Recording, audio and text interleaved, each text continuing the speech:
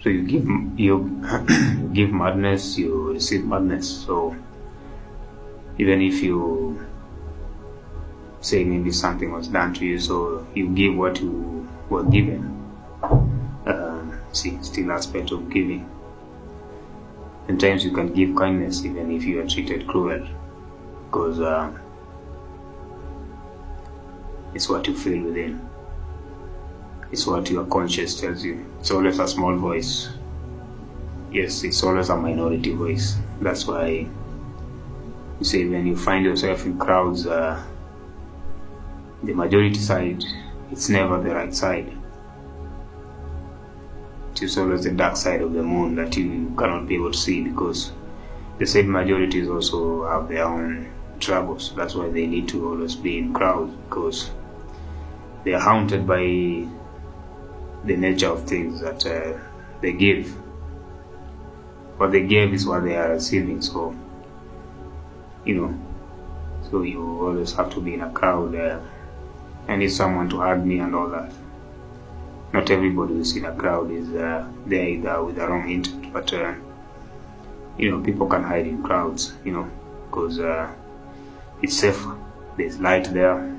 There's so many souls, so other souls can constitute an aspect of the sun. So there can be enough brightness to assist people to be a bit safe. But how long are you going to be a bit safe before that darkness that is chasing you starts catching up? Because that's what you gave out. Your shadow is what you gave out. So, and you refuse to embrace what you gave out. So it will embrace you by force. Because if you force people to embrace your shadow by force, then same shadow which is growing as you keep giving in the aspect of dragging people down because you felt you were dragged down, then you will get what you give. And as much as you are going to say, I'm escaping judgment, your shadow will always be by you. And once you switch off those lights, then you will see the shadow in its full aspect. See? So if you really receive the good in this world, reflect it back and give back as it is. Give the good that it gave you. It gave you ripe fruits that were very, very tasteful, because the world gave it out of love. You should also do it out of love of self, because the world loves itself, so it gave you what it felt you would appreciate to raise your emotions. So if your emotions were raised, you should also raise others. If you're out here giving and what you give is sour and it's rotten fruits, and you feel good about it, then that's the same thing the nature would give you out of love, because you felt that is the love that you gave out. So you will be expecting that. So people say judgment is on this earth. The judgment comes at its own timeline that you cannot be able to predict. No matter how many times you try to fix a trouser with patches, to reach a point where it will be too damaged, or maybe you accept that's the new fashion, that those patches that you kept putting is the new fashion. But even if you say it's a new fashion and you do not like it, then people will know it's not fashion.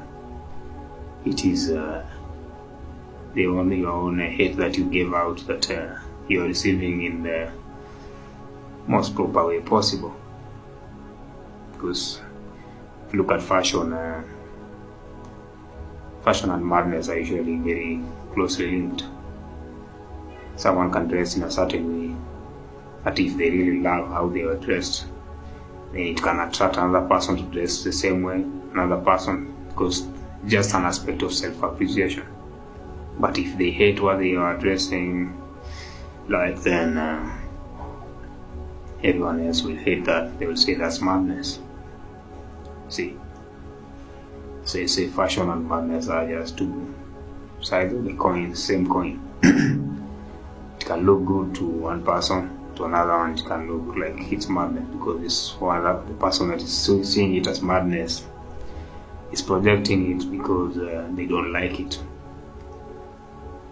Another person who loves it, is projecting it as fashion. So, and those who love it, what you love, you always get a following behind. Someone may say that's a cult following. Everything is a cult.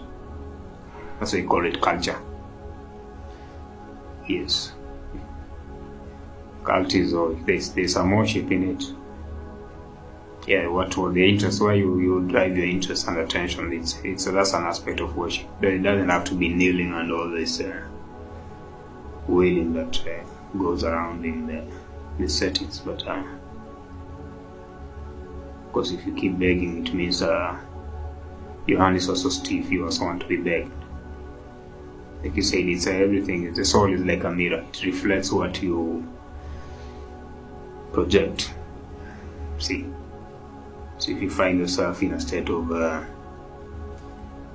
kneeling to people for help, you'll also want people to kneel before you.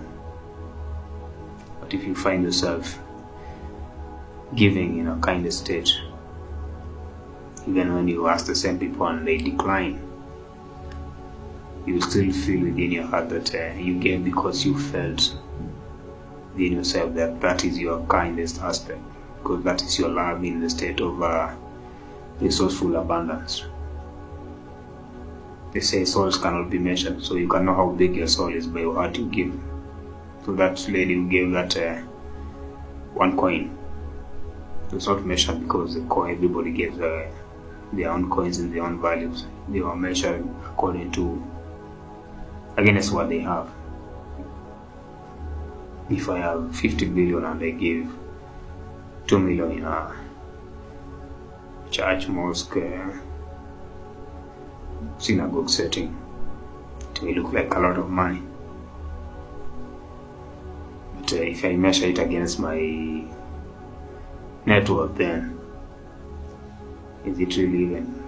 It's not even nearing the 1%, because 50 billion to 2 million, that's some 0 point something. There's a decimal point. But if I give a coin and that's all that I had,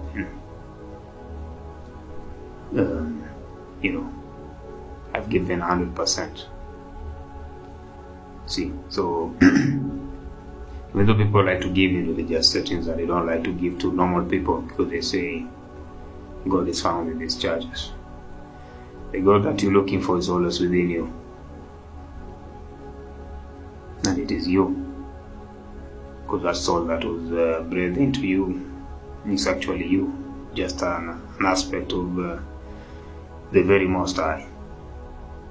So that's why you find all these said gods have different names and different impressions. You find a God of rain, God of thunder, God of providence, God of this, God of different abilities, infinity. Gods are many. There are many as words themselves. That's why they say in the beginning there was a word, and the word was with God, and the word was God. As many words as they are, so are the many gods. But all these gods came from a consciousness that is higher than themselves. So that's what they are out here looking for praises, because there's a higher being above them that does not require praises. That being is just is. It's just all love. So if you give love to yourself, you will not require any aspect of praise outside yourself, because the love that you give and praise to yourself, you cannot get it outside yourself. So the gods project what they feel within themselves. That's what they're always fighting. So if they fight, they will involve their followers. God follower, God A has its followers, and God B and C and D, and they want to fight. So they'll not put their hands in the battlefield. They know the rules. They rather just play chess there and let the humans and other species that have been integrated